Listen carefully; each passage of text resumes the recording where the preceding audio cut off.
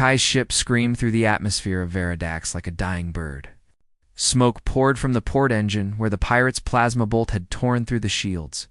Red warning lights flashed across every screen in the cockpit.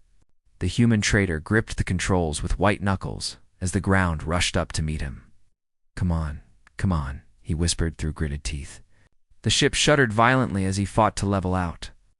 Trees appeared in his viewport, then rocks, then finally a clearing. He pulled back hard on the stick. The landing was more crash than controlled descent. Metal screeched against stone. The ship bounced once, twice, then slid sideways before finally stopping against a boulder. Kai's head slammed against the console despite the restraints. Pain exploded behind his eyes. For a moment, everything went quiet except for the hiss of escaping coolant and the tick of cooling metal. Kai touched his forehead, and his fingers came away red with blood. His left arm throbbed where he'd struck it during the landing. Nothing felt broken, but he was hurt bad enough. He unbuckled and stumbled out of his seat. The cargo bay was a mess of scattered supplies and broken containers. His emergency kit had survived, though, still locked in its wall mount. He grabbed it and checked the contents. Basic medical supplies, some food rations, a thermal blanket. And his old plasma pistol with maybe 3 shots left in the charge pack, not much. But it would have to do. Kai climbed out through the damaged airlock into the cold evening air of Veridax. The planet's 2 moons were already rising, casting purple light across the rocky landscape. He'd heard stories about this frontier world. Dangerous wildlife, worse weather, and very few settlements. The perfect place for pirates to hide. He needed shelter before nightfall. The temperature was already dropping fast, about half a kilometer away. Kai spotted what looked like an old outpost built into the side of a cliff. The walls were weathered, but intact. No lights showed in the windows. Abandoned, probably. He started walking, one hand pressed against his bleeding forehead. The trek felt longer than it was. Each step sent jolts of pain through his injured arm. By the time he reached the outpost's entrance, the moons were fully up, and his breath showed white in the freezing air. The door stood partially open, rusted hinges creaking in the wind. Kai drew his plasma pistol with his good hand and stepped inside. The interior was dark and smelled of dust and old metal. His eyes adjusted slowly. The main room held broken furniture and empty supply crates. Someone had definitely lived here once, but it looked long abandoned. He lowered his weapon slightly and moved deeper inside, looking for somewhere to rest. That's when he heard the footstep behind him. Kai spun around, raising his pistol, but something knocked it from his hand. A blade materialized out of the darkness, glowing with purple energy. The plasma edge stopped centimeters from his throat. "Move and die, human," a voice said. Female. Cold as the night outside. Another blade appeared on his left side, quiddly close to his ribs. Kai froze completely, not even breathing hard. 2 figures stepped from the shadows into a shaft of moonlight coming through a broken window. They were Valkrith warriors. Both stood over 2 meters tall, towering above Kai's human frame. Their skin was deep blue-gray, marked with ritual scars that indicated warrior status. They wore armor that looked like it had seen 100 battles. Their eyes, bright gold in the darkness, studied him with predatory focus. The one on his right had longer hair, braided with metal rings. Her face was angular and fierce. The one on his left kept her hair short, military style, and had a scar running from her temple to her jaw. Sisters? Kai could see the resemblance. Despite their different styling, "I'm not armed," Kai said slowly, keeping his hands visible. "I'm just a trader. My ship crashed. I need shelter." The short-haired one moved her blade closer. "Pirates use the same excuse," Kai said. Blood still dripped down his face from his head wound. His jacket was torn and burned from the attack. "Do I look like a pirate?" The 2 Vokrith exchanged glances. Some silent communication passed between them. The long-haired one spoke. "You flee from something. We saw your ship's trajectory. Combat damage. Raiders hit me near the jump point," Kai explained. "I barely got away. They're probably still out there." "What kind of raiders?" the short-haired one demanded. The kind with military-grade weapons and no mercy. They didn't even bother asking for cargo. Just opened fire. The sisters looked at each other again. This time, their expressions shifted slightly. Recognition, maybe. Or shared memory of something painful. The long-haired one lowered her blade first. I am Zara. This is my sister Thera. We have been tracking these raiders for 3 weeks. They killed our brother, Thera added, her voice tight with controlled rage. She lowered her blade too, but didn't sheath it. Kai let out a breath he didn't know he'd been holding. I'm sorry for your loss. I'm Kai Chen, independent trader out of the Frontier Collective. You are injured, Zara observed, nodding toward his bleeding head and the way he held his arm. I'll manage. I have a med kit. He didn't finish the sentence. The world suddenly tilted sideways. Kai's legs gave out and he collapsed forward. Zara caught him before he hit the ground, her strong arms holding him upright with surprising gentleness. He has lost much blood, Zara said to her sister. Then he is foolish as well as unlucky, Thera replied. But she was already moving to clear space on an old bench against the wall. Kai tried to protest as they laid him down, but his words came out slurred. Everything felt distant and fuzzy. He was dimly aware of Zara retrieving his medkit and Thera starting a small heating unit. Rest now, human, Zara said, her voice somehow softer than before.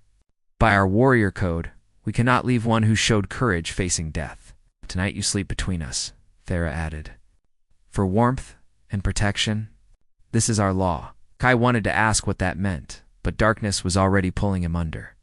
The last thing he felt was something warm being draped over him, and the reassuring presence of the 2 warriors. Taking position on either side of the bench, for the first time since the pirate attack, Kai felt safe enough to let unconsciousness take him. Hash the Warrior Sisters, Part 2, The Honor. Kai woke to the smell of something cooking and the sound of quiet voices. For a moment, he forgot where he was. Then memory returned. The crash, the outpost. The 2 Valkreth warriors who could have killed him but didn't. He opened his eyes carefully. Morning light streamed through the broken windows. He was lying on the bench, covered with both his thermal blanket and what looked like a Vokrith military-grade heat wrap.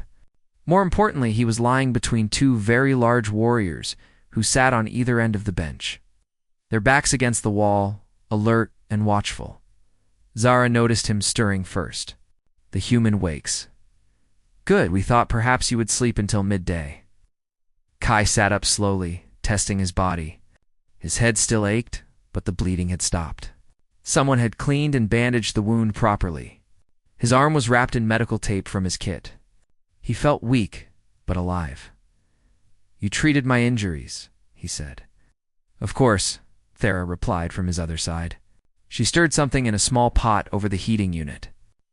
We do not let those under our protection die of simple wounds. Thank you, Kai said sincerely. Then he noticed something. Wait, I slept between you? Like actually between you? Yes, Zara said simply. As we told you last night, your human body loses heat quickly. Veradak's nights are cold. We shared warmth. Kai looked from one sister to the other. Both seemed completely unbothered by this arrangement, as if sleeping beside a stranger was the most normal thing in the world. Is this normal for your people? He asked carefully. For warriors, yes, Zara explained. When we pledge protection, we mean it completely. You were vulnerable. We kept you safe and warm. This is the Vokrith way. Thera handed him a bowl of something that smelled surprisingly good. It was a thick soup with chunks of preserved meat and vegetables. Eat. You need strength. Kai accepted gratefully and took a bite. It was spicy, but delicious. This is really good. Of course it is good, Thera said with a hint of pride. I am an excellent cook. Zara burns everything. I do not burn everything, Zara protested. Only most things. Despite their size and fearsome appearance, watching the sisters bicker over cooking was oddly endearing. Kai found himself relaxing slightly. As he ate, Zara became more serious. We must speak of why we are here, human Kai. You said the raiders attacked without warning. No demands for cargo or surrender? None, Kai confirmed. They just opened fire. I got lucky and jumped to hyperspace before they could finish me off. Veridax was the closest planet. 3 weeks ago, those same raiders destroyed a merchant convoy, Zara said quietly. Our clan was transporting medical supplies to a colony world. 6 ships. 73 people. Our younger brother Kale was piloting the lead ship, Thera added, her voice hard.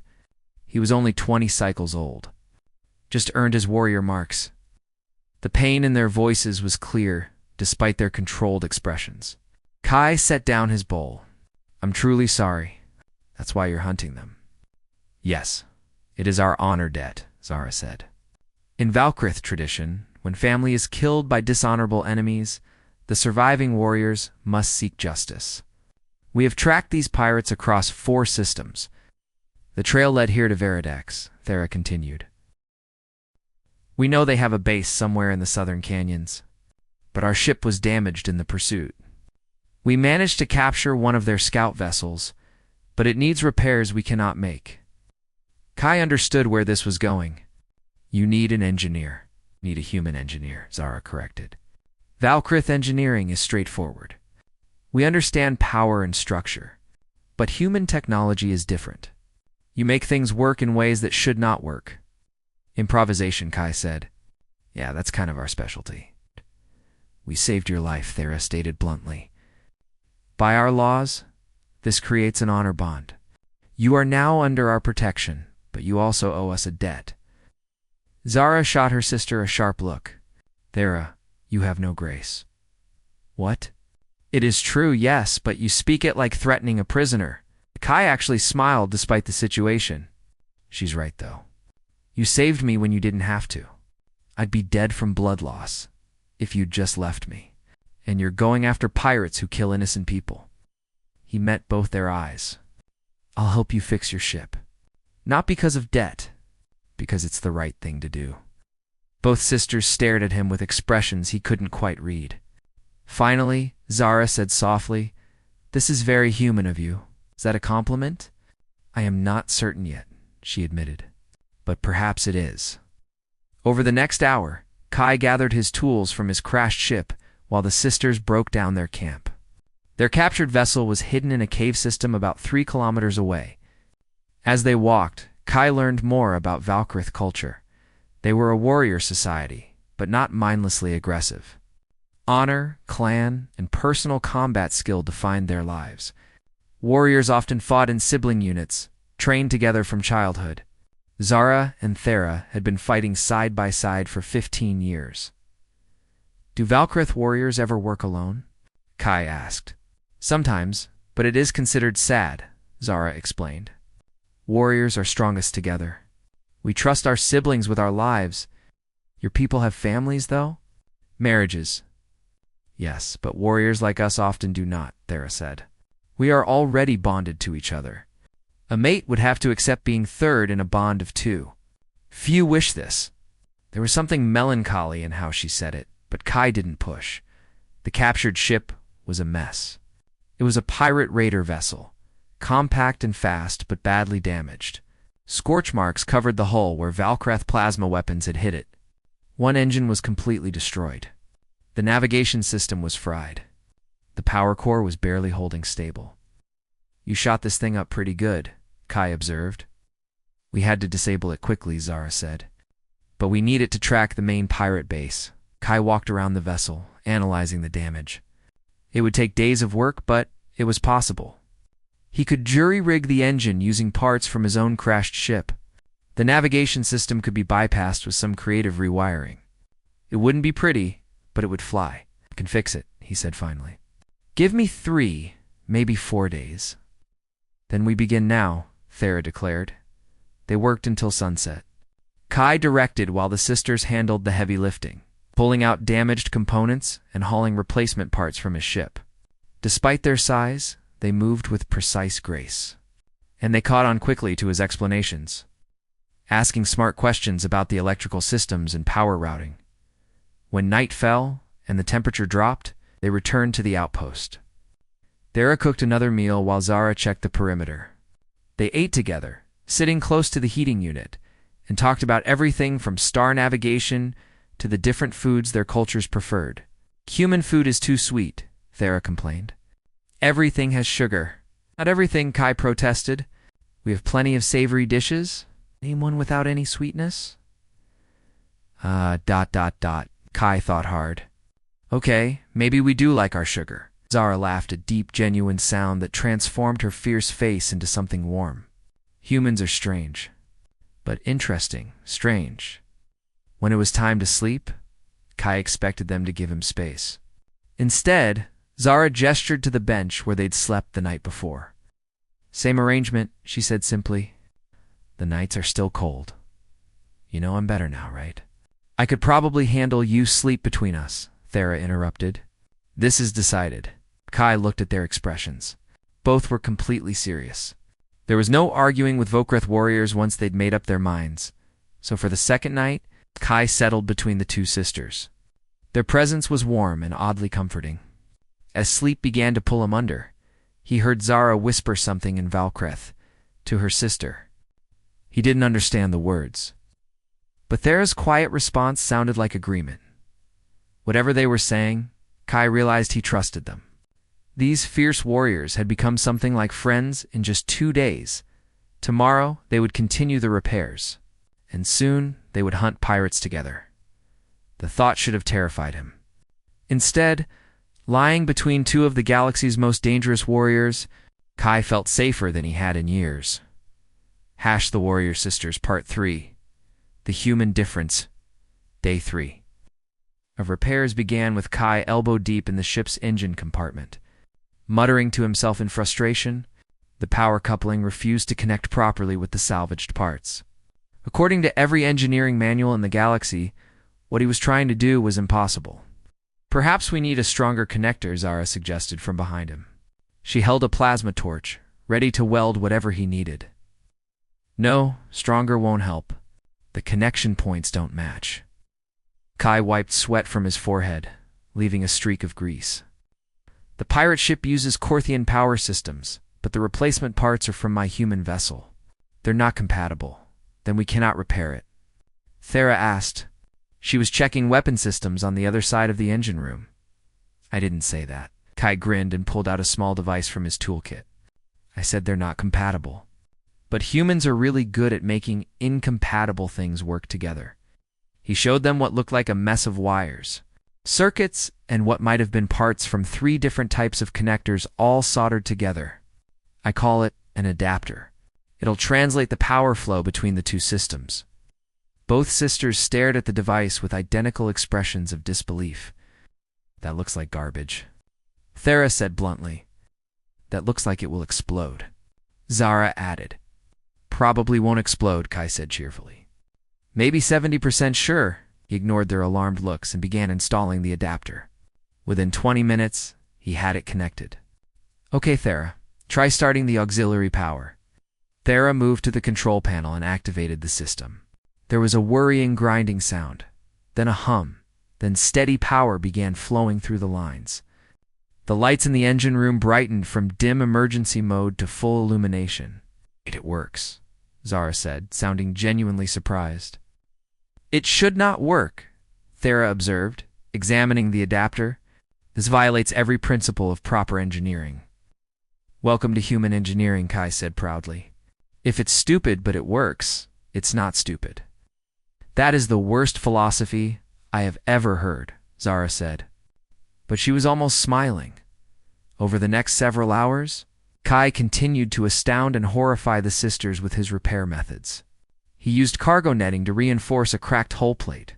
He bypassed the entire secondary navigation system and routed everything through a single backup processor. He fixed a jammed weapons turret using lubricant, 3 elastic bands, and what appeared to be chewing gum. What is that substance? Thera demanded, pointing at the gum. A human thing. We chew it. Why would you chew something you do not swallow? For fun? I don't know. We just do. Kai worked the sticky substance around the turret's rotating mechanism. But it's also really good for temporary seals and flexible connections. See. Now the rotation is smooth, he demonstrated, and the turret moved perfectly on its axis. Thera looked at Zara. In Vokrith, she said, "This human is either a genius or insane." "Perhaps both," Zara replied in the same language. They didn't know Kai had spent the last 3 days learning basic Vokrith phrases from their conversations. He hid his smile and kept working. By evening, the ship was 80% operational. Kai estimated one more day of work would make it flight-worthy. They returned to the outpost tired but satisfied. Thera was cooking against some kind of spiced grain dish with meat. Kai had started looking forward to her meals. The sisters argued playfully over whether to add more heat spice. Thera insisting it needed more, while Zara claimed she was trying to kill them. Among Vokreth warriors, we have a saying, Zara told Kai as they ate. The best engineers can build anything given the right tools and materials. Sounds reasonable, Kai said. But we have learned something these past days. Humans do not need the right tools or materials. You just make wrong tools work anyway. Is that a compliment? Kai asked. I think so, Zara admitted. You approach problems differently than any species I have known. Where we see obstacles, you see possibilities. It's called thinking outside the box, Kai explained. Humans are pretty good at it because we had to be. We're not the strongest species, or the fastest, or the smartest at any one thing. But we're adaptable. We survive by figuring stuff out. You laugh at danger too, Thera observed. Earlier, when the power coupling sparked and nearly caught fire, you laughed. Well, yeah. It was either laugh or panic, and panicking doesn't fix anything. The sisters exchanged one of their meaningful looks. Kai was getting better at reading their silent communication. This look said they were both thinking the same thing, but neither wanted to say it first. Finally, Zara spoke. In Vokrith culture, we are taught that warriors must be serious, focused, that laughter in the face of danger shows lack of respect for the threat. But watching you work, Thera continued, I think perhaps that is wrong. Your laughter is not disrespect. It is ... defiance. You refuse to let danger control you, huh? Kai hadn't thought about it that way. Yeah, I guess that's true. Humans joke about scary stuff because it makes us feel less scared. And sometimes that little bit of confidence is what lets us do impossible things. Like making garbage adapters that should not work, but do. Zara said with definite warmth in her voice. Exactly like that. They finished eating and cleaned up together. The routine had become comfortable over the past days. Kai would wash, Zara would dry, Thera would store everything away. They moved around each other easily now, no longer awkward about the close proximity. Their size differences required in the small outpost. As the temperature dropped with nightfall, Kai gathered his thermal blanket without being asked and headed for the sleeping bench. The sisters followed naturally. You do not question this anymore, Zara observed as they settled in, Kai between them as always. Why would I? It's practical. And honestly, I sleep better knowing 2 deadly warriors are watching over me. Kai adjusted the blankets.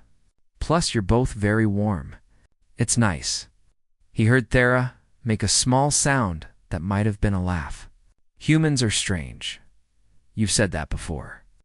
Because it becomes more true each day, she replied. They lay in comfortable silence for a while. Kai was almost asleep when Zara spoke quietly.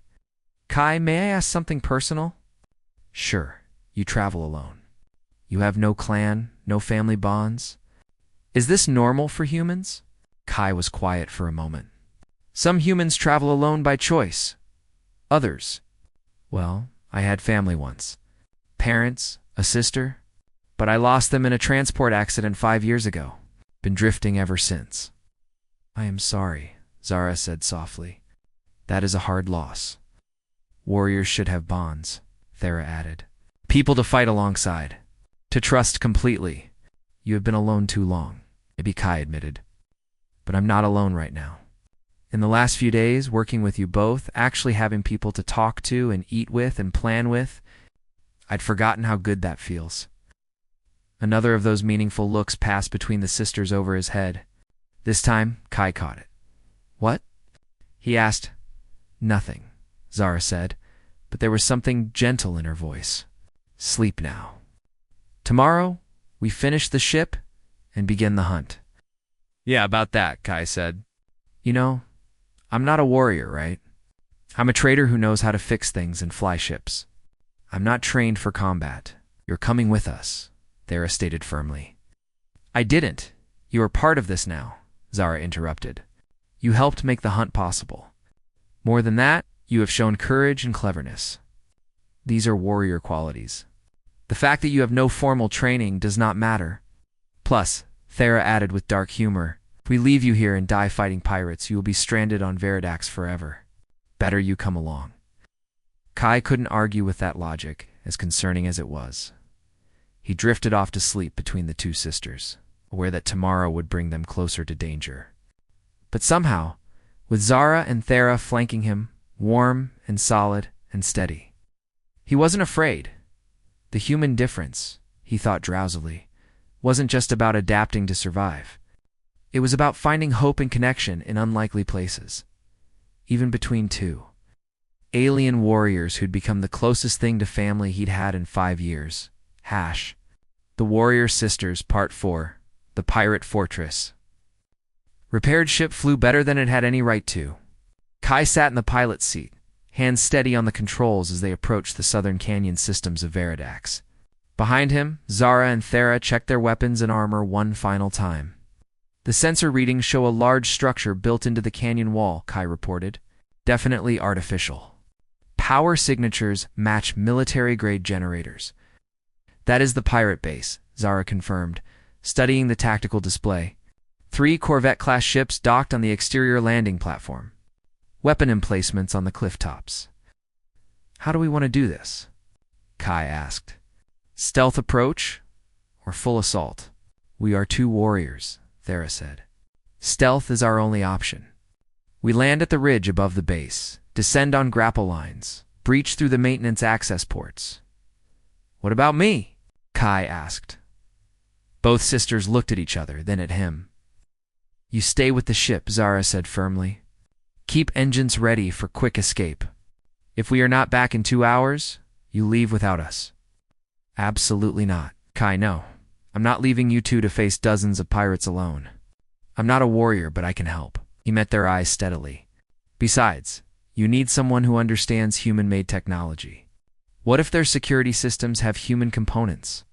What if you need doors opened or shields disabled? Thera growled in frustration. He is not wrong, sister. We'll be killed, Zara protested. We cannot protect him and fight. I don't need protection. I need a weapon and a chance to be useful. Kai stood up and faced them both. You saved my life. You've treated me like family these past days. Now let me stand with you. That's what family does. The silence stretched. Finally, Zara pulled a plasma pistol from her equipment belt and handed it to him.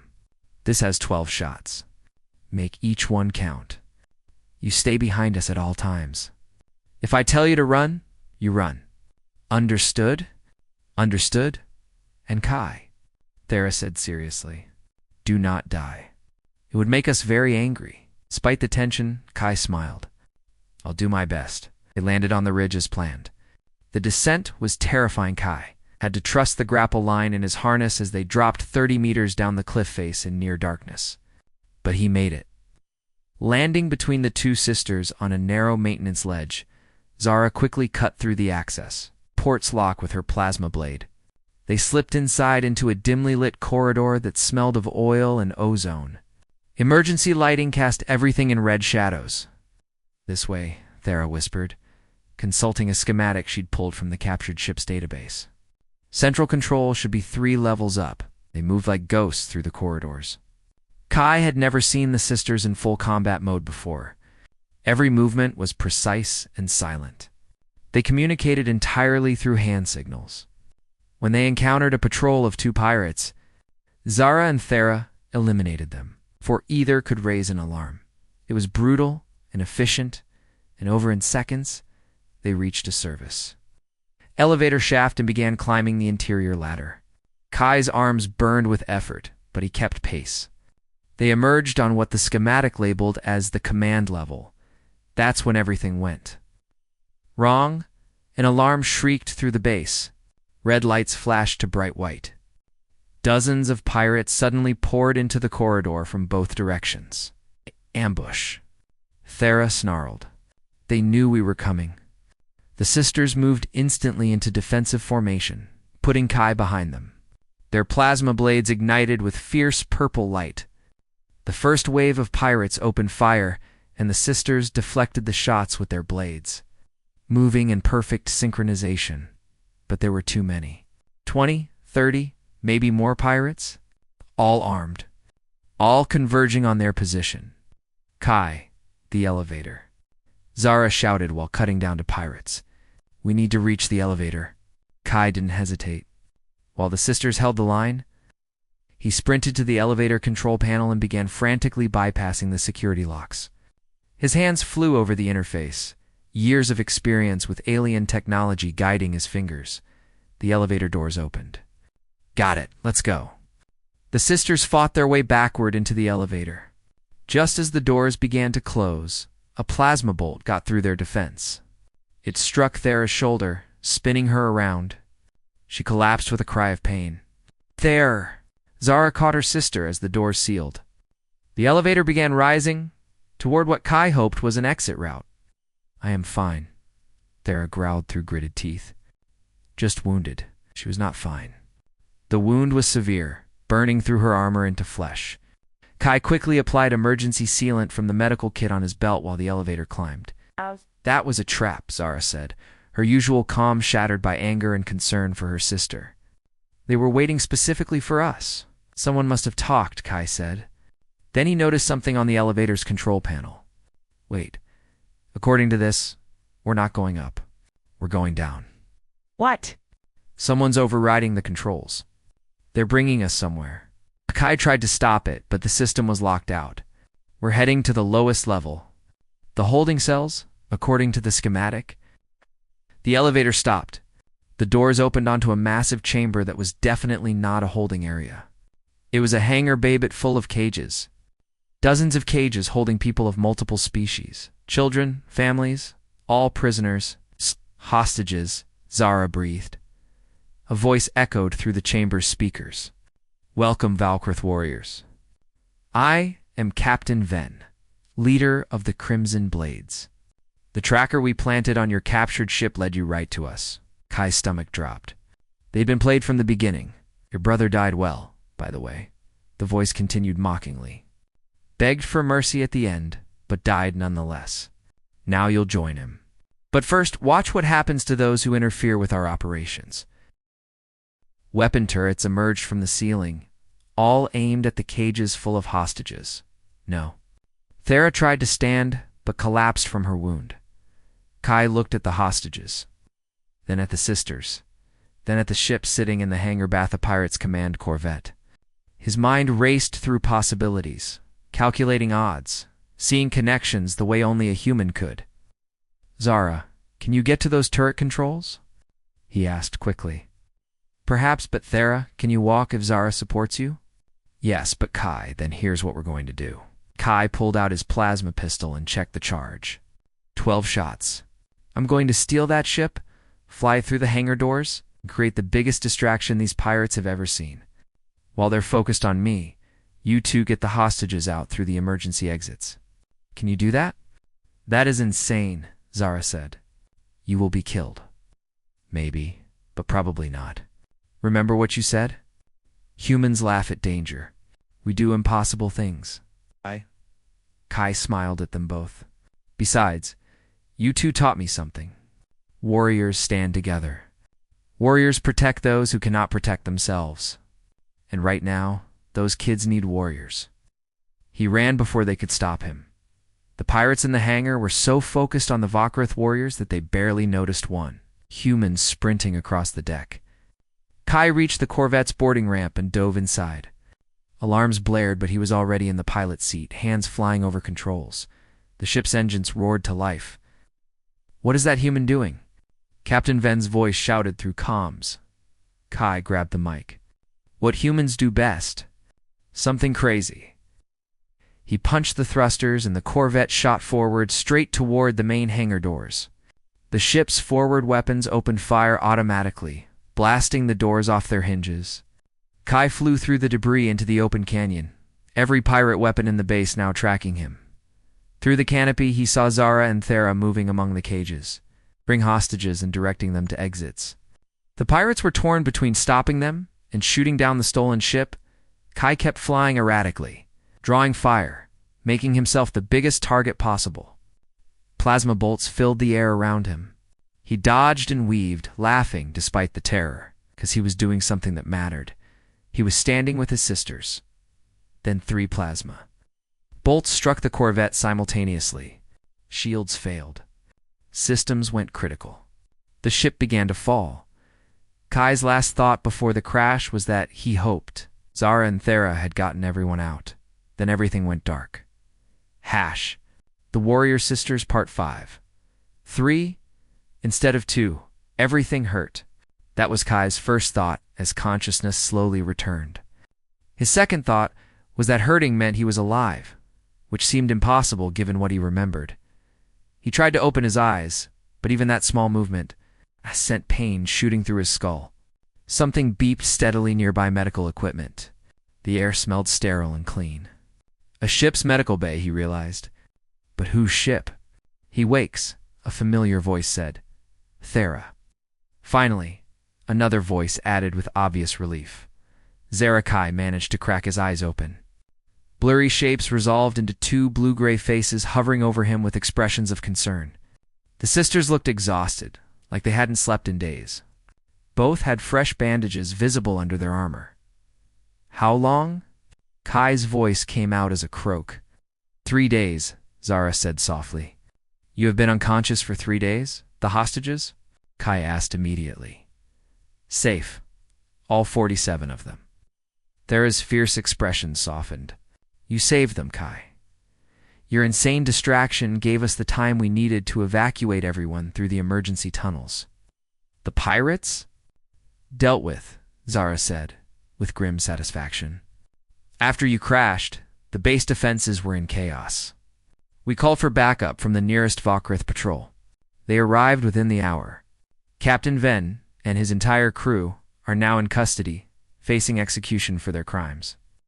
Good. Kai tried to sit up, but Zara gently pushed him back down. Do not move yet. You had severe internal bleeding, 3 broken ribs, a concussion, and burns across your back from an electrical fire in the cockpit. The medical systems have been working to heal you, but you need rest. What about you two? Thera, your shoulder is fine, Thera interrupted. Healing well. Valkrith recovered quickly from wounds. Kai looked between them, really seeing them now. Beyond the exhaustion, there was something else in their expressions. Something emotional and unguarded that he'd never seen before. You stayed with me, he said. It wasn't a question. He could see it in their faces. The whole 3 days. Of course we stayed, Zara said, like the idea of doing anything else was absurd. You are under our protection. We do not abandon those we protect. It is more than that, Thera added quietly. We do not abandon family. The word hung in the air between them. Family, Kaizara began carefully. We need to speak with you about something important. When you are stronger, I'm strong enough now, Kai said. Whatever it is, just tell me. The sisters exchanged one of their meaningful looks. Then Zara took a deep breath and spoke. In Valkrith culture, warriors bond young. Siblings fight together, live together, trust each other with their very lives. Thera and I have been bonded since childhood. We are a complete unit. Or we thought we were complete, Thera continued. But these past days, fighting alongside you, watching you solve impossible problems and laugh at danger and show courage even when afraid we have realized something, our unit is not complete with only 2, Zara finished. It feels incomplete without you. Kai stared at them, not quite believing what he was hearing. What are you saying? We are saying we want you to stay, Zara said simply. Not as a debt holder or a rescued stranger. As part of our warrior bond. As family, traditionally, Valkrith warrior bonds do not accept outsiders, Thera explained. And they especially do not accept non-Vokrith. But there is precedent in ancient texts for adopting a third warrior into a sibling bond if all parties agree. You showed us that bonds are not about species or formal training, Zara continued. They are about standing together when it matters. About trusting someone completely with your life. We trust you, Kai.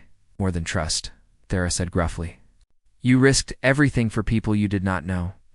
You flew directly into certain death to save children.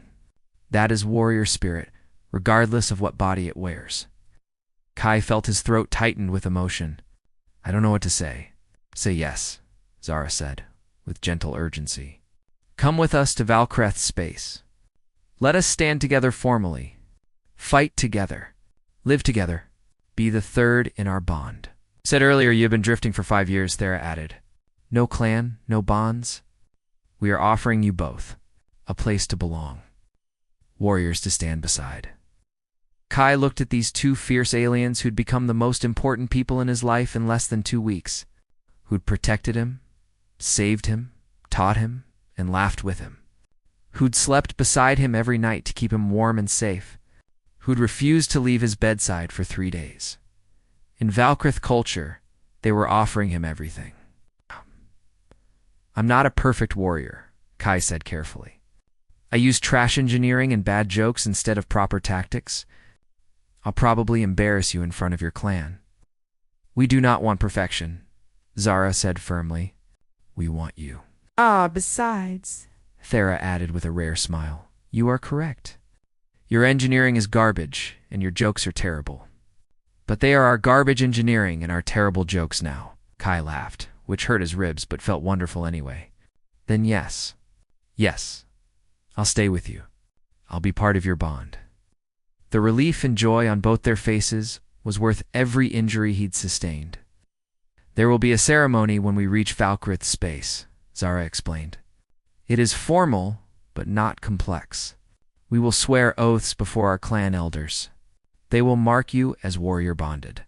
You will be recognized as part of our family unit. What happens after that? Kai asked. After that, we fight together, Thera said simply. There is always work for skilled warriors. And now we have a pilot and engineer to make us even more effective. Plus someone who cooks better than Zara, Zara added with mock solemnity. Hey, I'm not that good a cook. You are better than Zara. This is not difficult. They talked for another hour about practical matters, where they would go first back to the Valkreth home station to register the bond formally. What Kai would need warrior marks tattooed on his arms, traditional armor modified for human proportions. How their unit would operate taking contracts that aligned with their skills and ethics. But underneath the practical discussion was something deeper. A sense of rightness, pieces fitting together that had been incomplete before. Eventually exhaustion claimed Kai again. As his eyes grew heavy, he felt Zara and Thera settle on either side of his medical bed, their presence warm and reassuring. Same arrangement, Zara said softly. You sleep between us. Always between us now, Thera added. This is family, Kai smiled as he drifted off. The phrase that had started as a warrior tradition had become something more. A promise, a choice. A bond. He'd crashed on Veridax alone, wounded, with nothing but a failing ship and fading hope. Now he was leaving with 2 sisters who'd claimed him as their own, who taught him that warriors weren't defined by species or size or formal training, but by courage, loyalty, and the willingness to stand for others. In Valkreth culture, sibling warriors typically came in pairs. But from now on, when people saw Zara and Thera, they would see 3 warriors instead of 2. One would be blue-gray and fierce, with plasma blades that could cut through steel. One would be blue-gray and deadly with tactical brilliance and unshakable determination. And one would be human and small and armed with trash engineering, its terrible jokes, and the kind of courage that only comes from choosing to stand beside those you love. 3 warriors. One bond, one family. As Kai slept between his sisters, flying through space toward a new home, he finally understood what he'd been searching for during 5 years of drifting. Not a place, not a job, not even safety. Just this. People who would stand beside him, who would fight for him, would never let him face the darkness alone. and who he would die to protect in return. That was what it meant to be bonded. That was what it meant to be family. That was what it meant to be three instead of two.